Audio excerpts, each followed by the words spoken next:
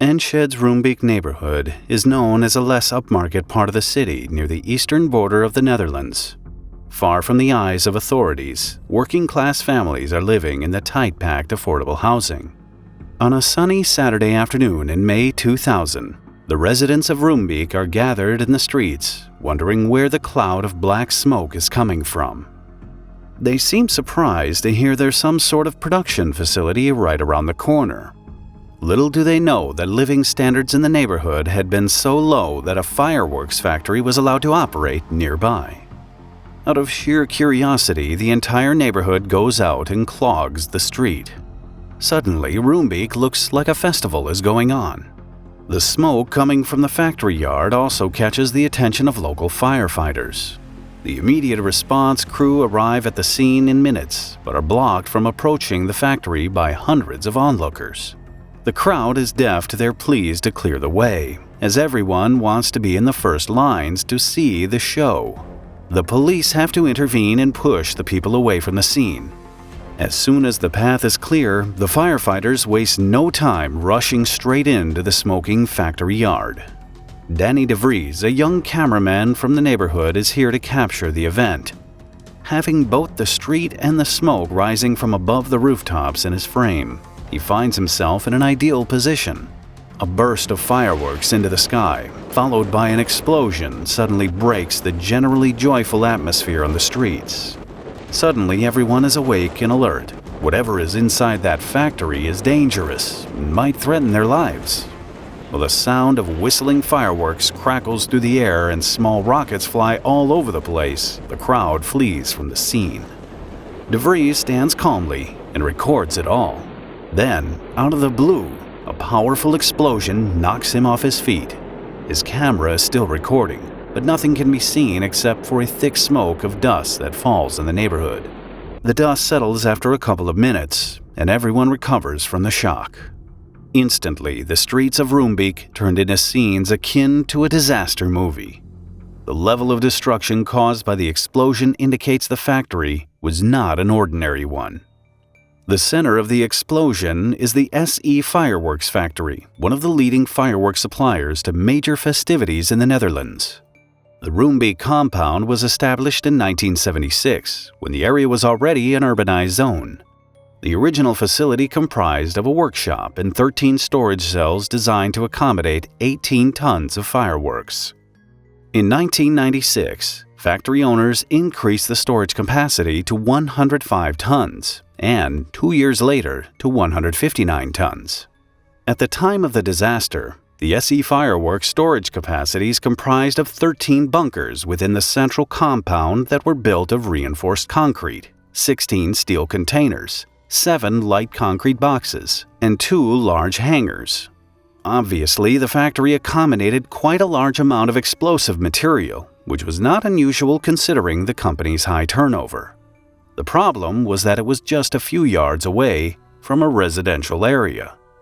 On May 13, 2000, at 3:03 p.m., a local fire station received a call for intervention in the Roombeek neighborhood. A fire had broken out in the fireworks factory, and neither neighbors reporting the fire nor the firefighters knew what kind of factory it was. When they arrived at the scene at 3:08 p.m., firefighters noted the ignition of pyrotechnic material that likely caused the fire. With those sorts of fires being hazardous, the fire brigade called for reinforcements. They knew it would be a tough job to keep the fire under control. Luckily, since it was a Saturday, there were no employees inside the factory. The firefighters located several ignition spots within the main workshop. The fire had quickly spread through and out of the central compound, reaching facades and the roof of nearby hangars. At 3:28 p.m., the fire reached steel containers, starting with the one designated E2. 6 minutes after it was set ablaze, container E2 exploded, sending many of the fireworks into the air, which onlookers witnessed from outside. Meanwhile, the situation inside the factory facilities grew worse. The fire spread out of control, and firefighters were forced to abandon their positions and run for their lives.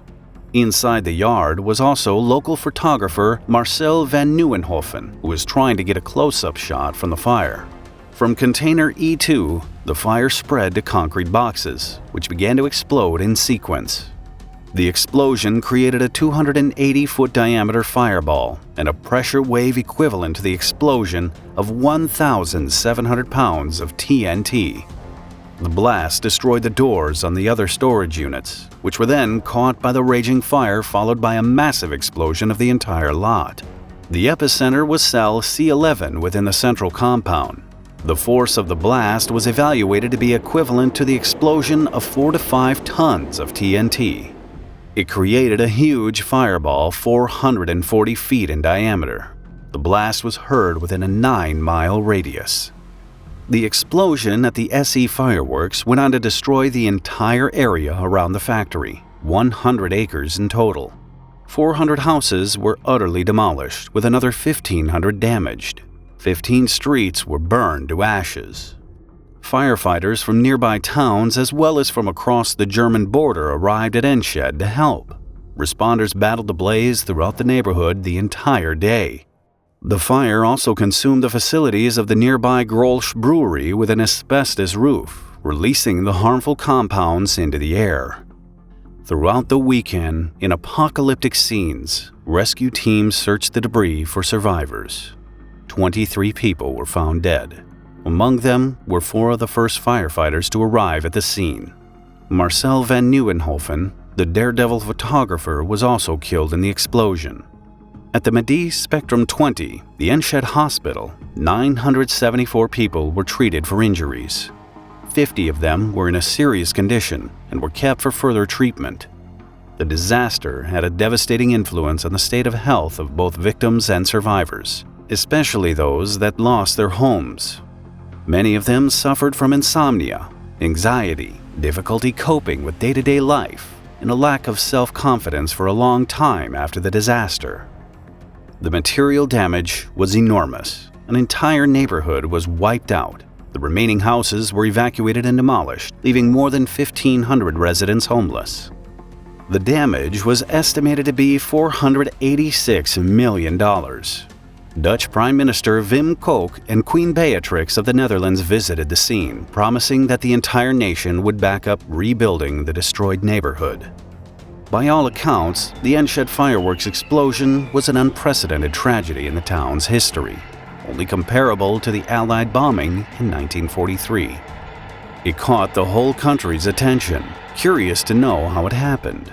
As a result, a board of inquiry called the Oosting Commission was set up to investigate the circumstances that led to the disaster. The inquiry was based on 3 hypotheses. The fire was caused by human error while handling fireworks. It was caused by self-combustion of explosive material in the workshop. Or the fire was set up by a pyromaniac, as there were recent arson cases in the area. 6 days after the tragedy, the authorities issued an arrest warrant for the company's 2 owners, Rudi Bakker and Willy Peter. Since the factory had a multitude of safety issues, the 2 were marked as prime suspects. When the police arrived to execute the warrants, both were gone. However, that same day, Peter turned himself in to the police, followed by Bakker the day after. Inspectors in charge of the investigation questioned them over the number of irregularities in the way fireworks were stored at the facility. At the epicenter of the explosion, the central compound workshop, there were almost 2,000 pounds of fireworks, despite it being an off day at the factory. According to regulations, if they were not being operated with, they weren't allowed to be in the workshop, but should instead be stored in storage facilities. Additionally, as problematic was that the factory housed more explosive material than allowed, and that there were types of fireworks inside the factory that they had no authorization to store.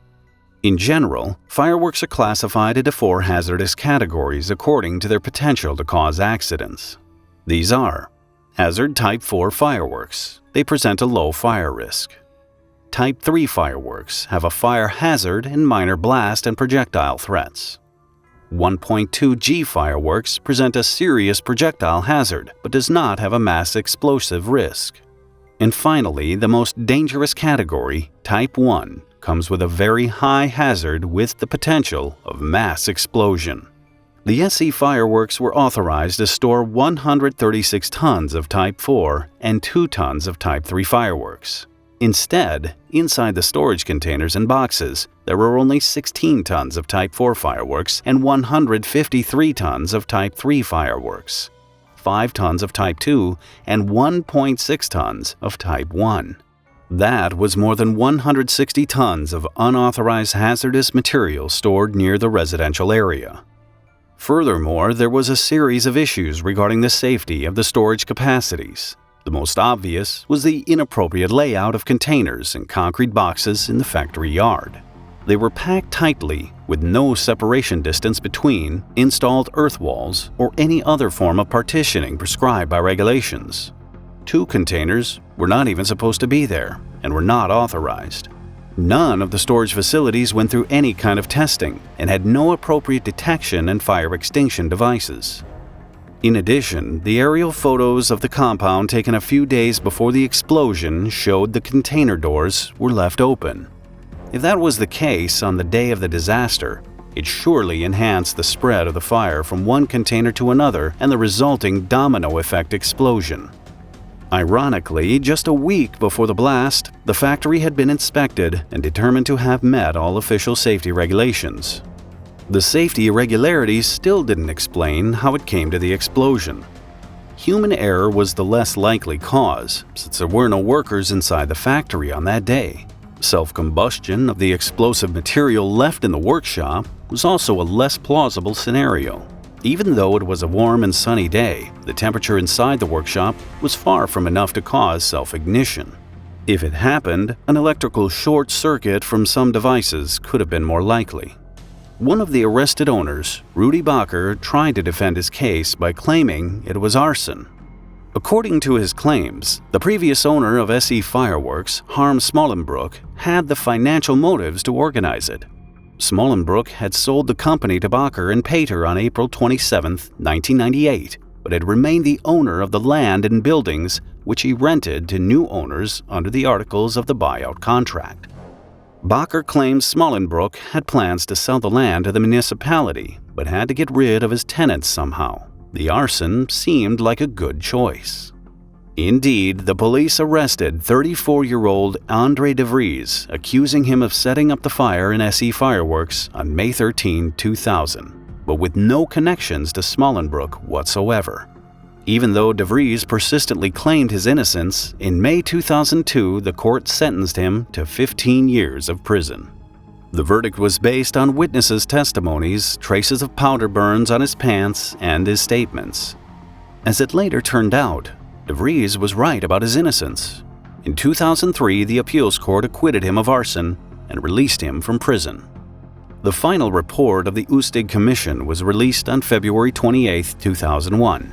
The conclusion was that the factory owners, quote, committed a number of serious offenses in terms of pyrotechnic materials management, equipment from various structures, and the use and location of inadequate structures. As far as the responsibilities of the local and national authorities were concerned, the Commission only proposed a series of improvements to the system. On April 2, 2002, a Dutch court sentenced the owners of the S.E Fireworks to 6 months for importing and selling illegal fireworks, breaking safety codes, and violating storage licenses. They were also fined $2,540 each for violating safety regulations. However, since they had already spent 3 months in remand and had their sentences suspended for 3 months, they were walked out as free men. A more serious charge of negligence for the fire was abandoned. Years after the disaster and the trial, a famous whistleblower, Paul van Buitenen, conducted an investigation of his own. He initially claimed inspectors did a poor job leading the investigation, but then suggested the whole thing was a huge government-led cover-up. As stated in his reports, 2 detectives claimed there were problems with the official investigation. These claims were rejected, but the detectives were fired. However, an internal police investigation shows the detectives were right, but the report about this investigation was never published. Van Buitenen further reported that the official information regarding the unauthorized powerful fireworks in the storage was based only on a reconstruction of the disaster by the Dutch Forensic Institute NFI and TNO, not on actual evidence. He concluded that both the investigation and the report of the Oostig Commission were made to conceal the authorities' responsibility. Nevertheless, the government and the local authorities did their best to respond to the disaster and rebuild the Roombeek. The government offered substantial financial backing for rebuilding the neighborhood, while the Enschede authorities organized the execution of the rebuilding plan. Aware of their responsibility for the disaster, the local council had no direct participation in the decision-making process, but gave over the job to residents of Roombeek. Those who suffered the most were able to decide what the neighborhood would look like. Local authorities were only there to catalog their opinion. In the end, the hopes and wishes of the public were turned into reality at Amsterdam's P. de Bruyn's design. Roombeek has been rebuilt into the same warm neighborhood it once was. At the location of the former fireworks factory, the epicenter of the disaster, a part of the original factory cement foundation that was destroyed by the explosion was left in place to be overtaken by nature. Although they say time heals all wounds, it will take a long time to heal the traumas of the people who survived one of the most devastating accidents in the recent history of the Netherlands. Watch this episode next if you found this video interesting. Please add a like and leave a comment if you want to support the channel.